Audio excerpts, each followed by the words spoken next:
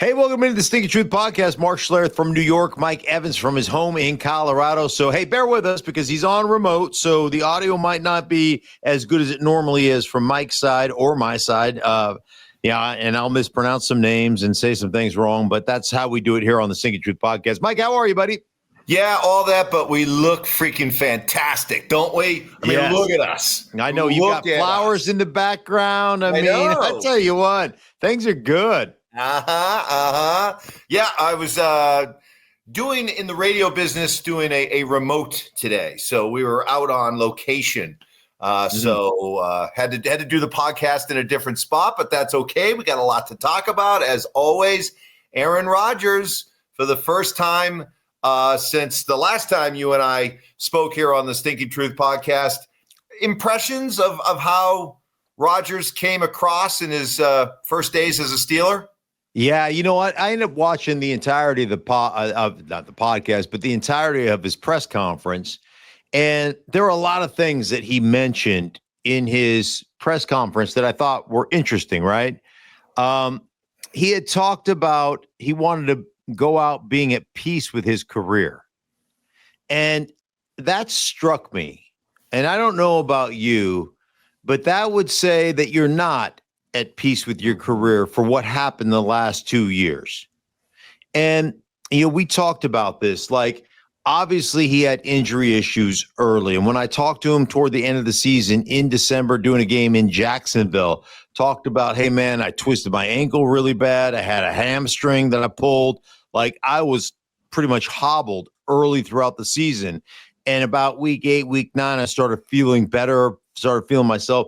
And he started playing really good football. If you look toward the end of the season, what he was able to accomplish, what he did, he started moving around a lot better and being able to protect himself a little bit more. So there was that. But when he says, man, I want to just be able to be at peace with my career, I thought that was really interesting because my first thought is, well, you're not at peace with your career and you've got something to prove. And, you hear the criticism, even though, a lot of people that are in the, in the public eye, a lot of athletes act like they don't hear, they don't listen, they don't pay attention. They all seem to have these rabbit ears, right? And they hear everything.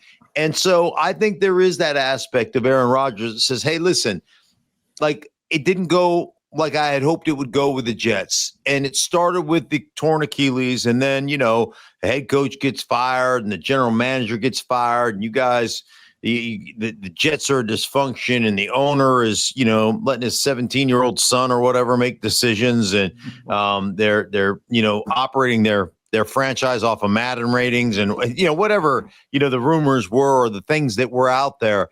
But there does feel this sense that Aaron Rodgers, who has been one of the best all-time QBs that we have ever watched, one of the best accuracy guys, best touchdown to interception ratio guys, just the best players that we've ever watched, had these diminishing skills. And it seems to me when you address that and say, hey, man, listen, man, I want to be able to go out in peace with my career. It says that you are uneasy about the way things finish with the Jets, and you want to prove that you're still Aaron Rodgers, the MVP caliber quarterback. I also think that for a guy who tries so hard to come across as anti-establishment, I think he does care about his place in history, his legacy, and maybe the understanding. We've talked about his time in Green Bay a lot over the years, Mark, about how the Packers with Aaron Rodgers, the dynasty that never was. He won that one championship a long time ago. And I think this guy's smart enough to realize that, you want a seat at the big boy all-time quarterback table, you probably got to win another Super Bowl. Yeah, 4 MVPs puts you probably at the big-time table. But, and this is no secret, man, I have an affinity for Rodgers. I have a relationship with him. I love the guy. I really do. As just a human, I love him. Now, there are times I think he acts like a complete and total ass, and, I'll let him know that. But at my core, I truly love the guy. So I really want to see it finished the right way. And he has been so good for so many years. I would love to see him, quote unquote, catch lightning in a bottle and lead the Pittsburgh Steelers to the playoffs and maybe a playoff win. And that to me would be great. And, it's funny because Arthur Smith, their offensive coordinator, had a press conference yesterday after their first day of minicamp or whatever and talked about, hey, man, we're not going to be running the wishbone. Like, we're going to put our players in the best possible position to win. And one thing that Aaron and I had a conversation about when he was with the Jets was how abysmal their running game was and how schematically it made no sense. And I brought up the conversation. I started the conversation, and then Aaron went on for about a 25-minute diatribe on just their run game. But I was like, watching the Jets last year, it was the worst schematic, the worst kind of just the worst schematic run game I've ever watched in the NFL. Like, I kept watching plays. Yes. There's a difference between having guys that can't block people. I mean, I've seen that too, right? But having your players do things that make zero sense.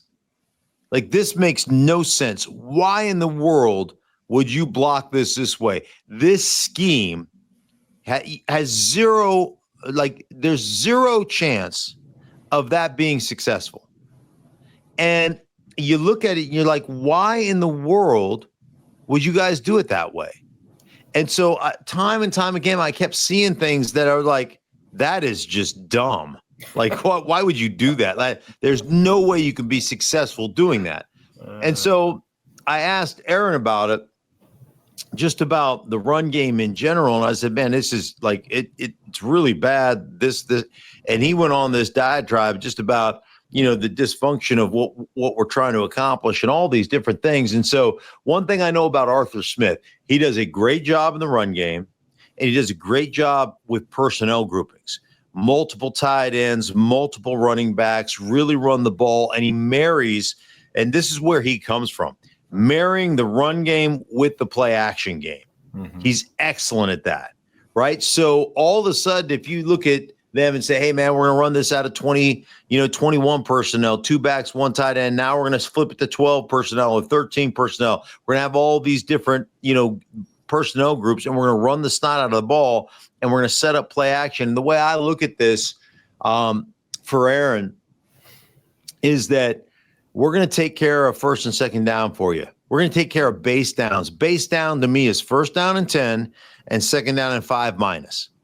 Let my offensive coordinator run those. That's your job. As an offensive coordinator, your job is the first and 10 and second down and 5-, because those are your base downs in the NFL, right? That's where you run your base package stuff, and that's where the play caller is really involved. Mm-hmm. Hey, give me third down and 6+. Mm-hmm. That's Aaron.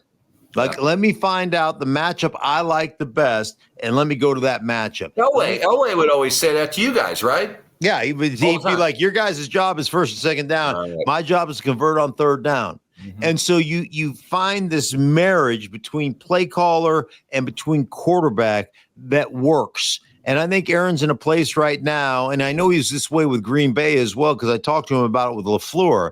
He was like, it took me a while to trust LaFleur to take care of the base downs and just let me be a quarterback on third downs. And so if you can get to that place early with Arthur Smith, you can get there.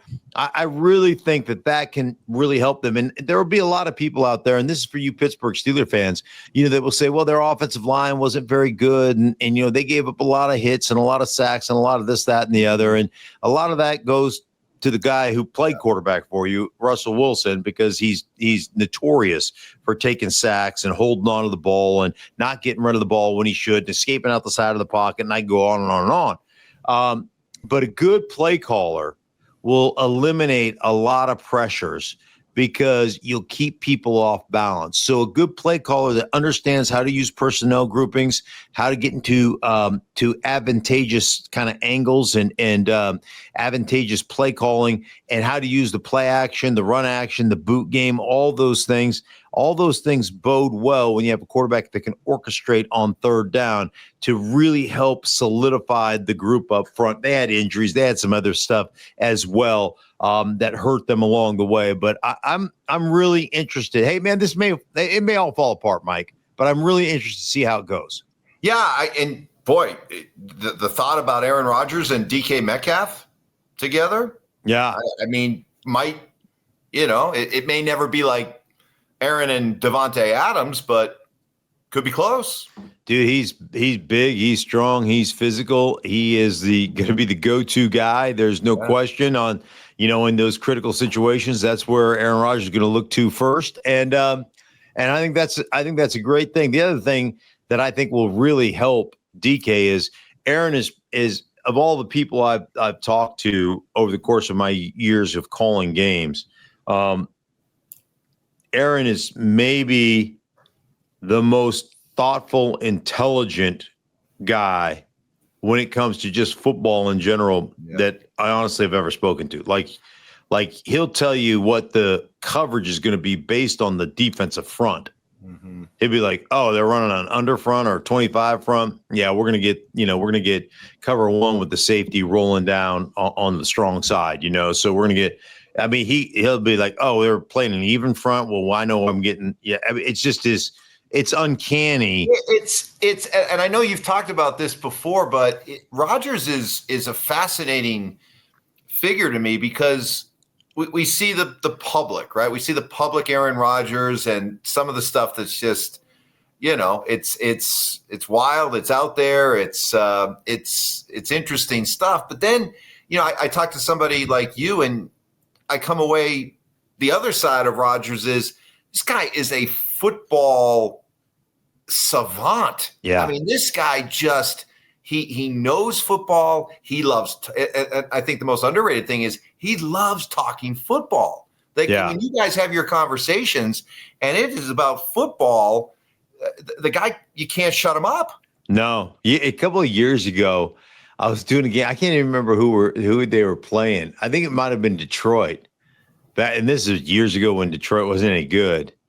And Aaron said, like, he was in this pensive state, this pensive thought, and he said, how would I play me if I was a defensive coordinator? And he started like just talking to himself during the he's like, would I blitz me? No, I'm blitz me. I'd cut you up. Like, would I play soft? If I play soft, you're going to give me time. You're only going to rush 4 and I can move around. No, we're going to have a big play, extended play, and he's just like, he's not even looking at it. He's just like talking to himself like, oh, what would I do? And it got to the point where I was like, well, basically there's nothing they can do. Like they're going to get crushed. And they did. They got crushed. So anyhow, but it was just kind of funny because he started looking at it like thinking about, gosh, if I was them, what would I do? And anyhow, I find him intriguing. Yeah, he can be a little bit of a nut job, but I love him. So, and he's married. He dropped that on us as well. Yep. That he got married. So I know. Congratulations. Tell us who? No. Again, Aaron Rodgers, man of mystery. That's right. He just adds some mystique. So that's the Steelers. The NFC, Christian McCaffrey came out. Words that every 49er fan wants to hear, that he says he feels great, 100%. And I hope that's the case, because we were really robbed as football fans of being able to watch Christian McCaffrey. I guess I'm just kind of curious. Are you hopeful that the Christian McCaffrey that we've seen in the past, we're going to see again? Or at some point, do these injuries just make you a different kind of player? As you like to say, you have to adapt to what is your new 100%. What's interesting about Christian is that everything over the course of his career, every time he gets hurt, it's some type of soft tissue. Yeah. Now, this one was a PCL, which is your posterior cruciate ligament. So your ACL and your PCL cross inside your knee. And the PCL isn't as important, so to speak. A lot of times they don't even repair those if something happens to them, right? So it is, and he just rehabbed. He didn't have surgery. So there have been these kind of quote unquote soft tissue injuries. And I'm just going to tell you, man, I've been around the McCaffrey family for a very, very long time. And I've known Christian since he was born. Yeah. So I've been around them a lot. That kid is his own worst enemy because he trains so freaking hard. Like, it is unbelievable the amount of work that kid does. And I think sometimes he just doesn't allow his body to recover. Yeah. And that's my own personal take on that. Like, I think that, I know he's put a ton of work into rehabbing and doing all those things. But I think the biggest thing for Christian is almost managing himself, because he just has this propensity to just go like ballistic. And some of the stuff that dude does and the training and the things he can do, incredible. But when you look at Christian, he's just one of those rare birds that has an ability never to get squared up. Like, you think about it. Like, people say, well, he's not big enough to run in between the tackles. Man, he runs in between the tackles all the time.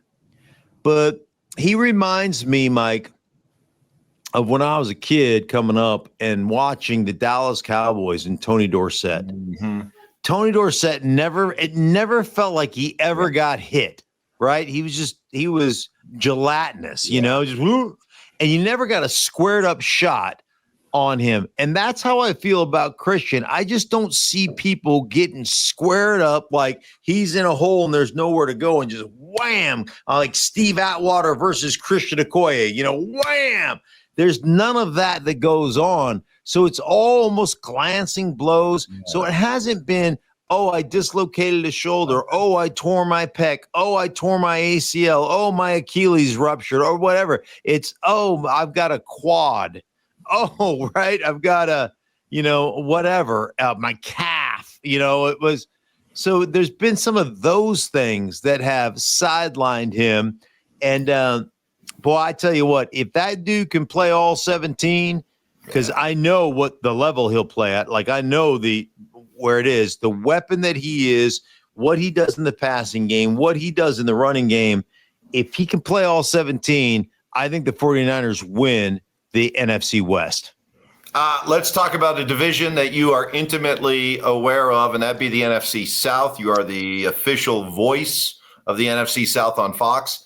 And one of the teams that you're familiar with, Tampa Bay. And Baker Mayfield had a big year last year, up over 4,000 yards, 41 touchdown passes. And yet he's saying the other day he thinks this offense can be even more explosive. Yeah. That's potentially scary. Right. He was really talking about the downfield stuff, right? Creating more big plays over the top. And listen, man, Godwin's going to come back, and Godwin is one of my favorite players. The guy is a great dude, but just a football player. And he's coming off the Achilles tendon, was it the Achilles tendon tear or was it an ankle break? I think he broke his ankle. Anyhow, it doesn't matter. He's coming back from that. He turned down $30 million a year from the New England Patriots to go back to Tampa because they just had a kid there, the school districts are great or some crap, I don't know. But he wants to be there. Mike Evans on one side, however many straight 1,000-yard seasons that guy has had. He's been unbelievable.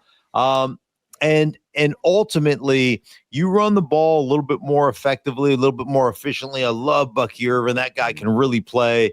Like, that's when the play action, big plays over the big strikes over the top happen. It'll be really interesting to see. Yeah. Here's the thing about Baker, man. He's got another offensive coordinator. So he's got his third offensive coordinator in as many years. Remember, because Dave Canales was a coordinator, he goes to be the head coach of the Carolina Panthers. In comes Cohen, right? Liam Cohen.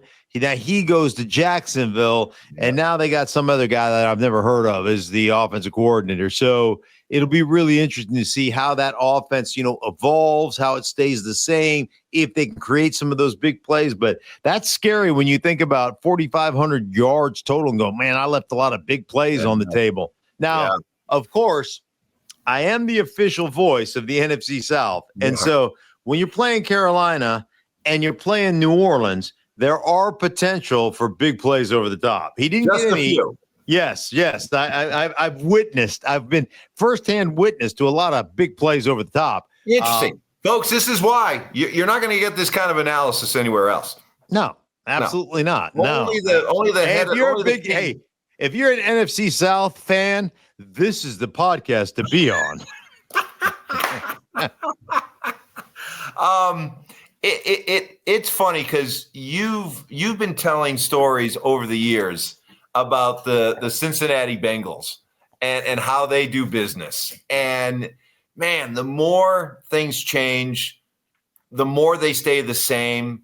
And just when you think that the Bengals are starting to act and spend money like a real NFL franchise, they take care of Jamar Chase, they take care of T. Higgins, and they're making Joe Burrow happy. And then when they turn around, they play hardball with Trey Hendrickson, and now the guy they drafted. I mean, again, remember, let's be clear with everything, everybody. When you draft people now in the first round, it's pretty much slotted.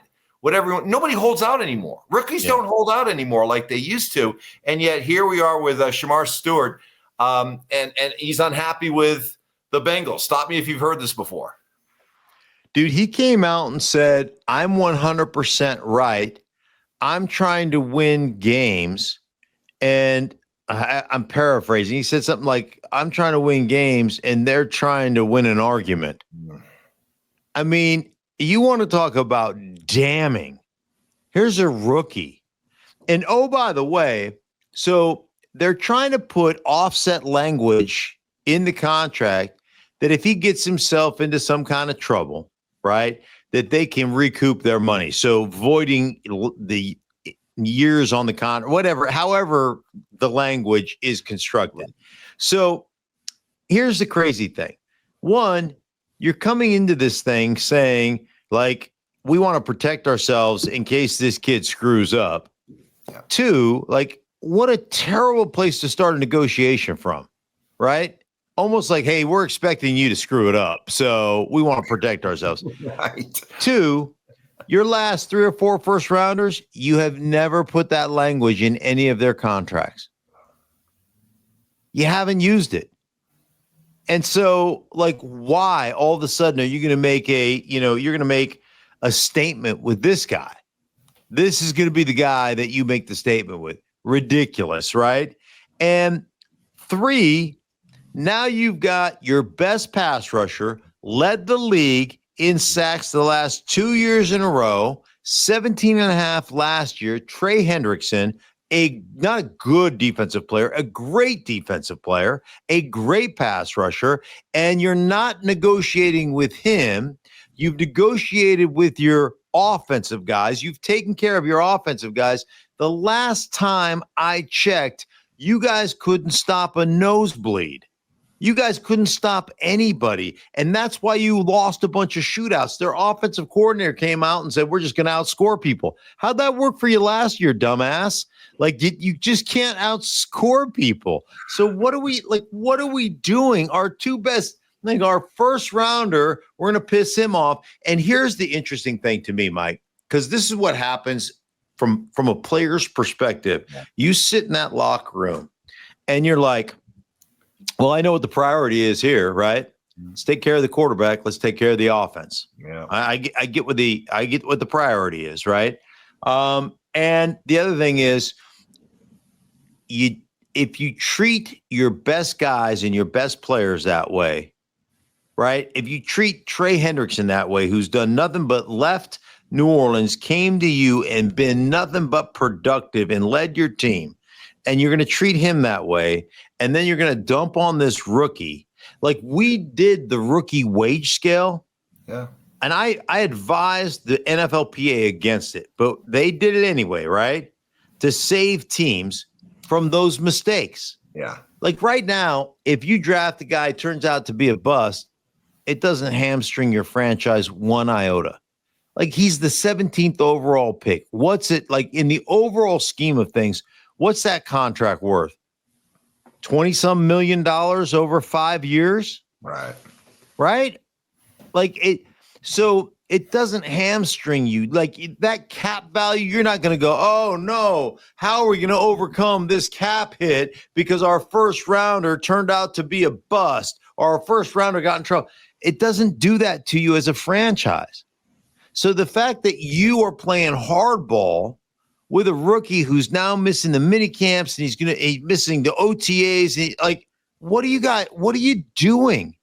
How stupid can you guys be? How cheap can you be? You just continue to feed the flame that says they're the most frugal, the cheapest, it's unbelievable that you would do that. And oh, by the way, with two defensive players, when you haven't been able to field the defense. By the way, they just let go of their starting middle linebacker, Pratt. Yep. Who's a damn good player. Yeah. But they got rid of him too because what? He wanted some money? He wanted to be paid equitably. I don't know why I haven't even read why they got rid of him. I just saw that they got rid of him. And I was like, oh, well, that's the Cincinnati Bengals. Yeah. Apparently, they're just going to play. They're not going to play a defense, right? Right. We're going to line up with 8 on defense. Save us money. Right? What are we doing? We can outscore everybody. But it's the Bengals, man. I mean, just when you think they've changed and gotten their act together, they, you know what they say, Bengals going to Bengal. Just like we like to joke here in Denver, Chargers going to Charger. But, man, apparently you didn't learn. Apparently you just doubled down because earlier in this podcast you said, yeah, I'm really rooting for Aaron Rodgers and the Steelers. This after earlier this week you picked the Chargers. If you had to pick a team to win the AFC West instead of the Chiefs, you said you'd pick the Chargers. Right. I just be kind of curious. What kind of blowback are you hearing from Broncos country over all this? Yeah, the Broncos country going to be fine. You see the name on the podcast down there in the corner? It says the Stinkin Truth Podcast. Yes. So it didn't say the Stinkin Lies Podcast, the truth. And the truth of the matter is, when I look at the Chargers, I think, and again, this is me, it is time. This is nut cutting time for Justin Herbert. Good. I think Justin Herbert is a phenomenal quarterback. Yep. Phenomenal.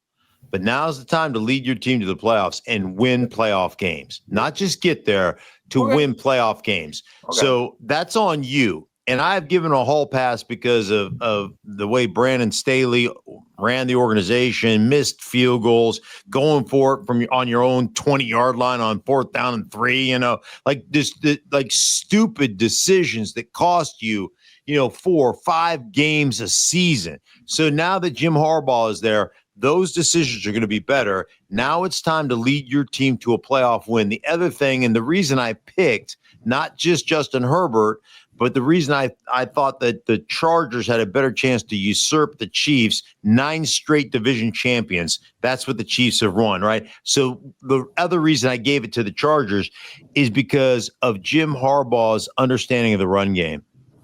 And one place the Broncos were really bad last year, really bad. Their best rusher was Bo Nix. Yeah. One place they were really bad last year is running the football. And I know with Hampton, I know with the Chargers, I know with Jim Harbaugh, I know with the way they built their offensive line, they are going to run the football. They are going to take pressure off their quarterback. That's going to be a consistent theme. And they beat the Broncos twice last year. So I gave them the edge over the Broncos as far as getting over the top of the Chiefs and stopping the Chiefs from winning their 10th straight division champion. Well, so that's why I went that direction. Stinking Truth Podcast right there. So you want the truth?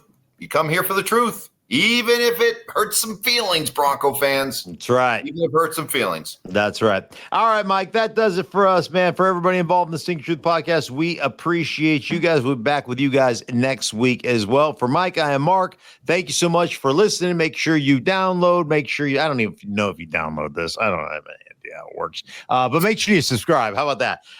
The Stinking Truth Podcast. Please subscribe. We'll talk to you guys later.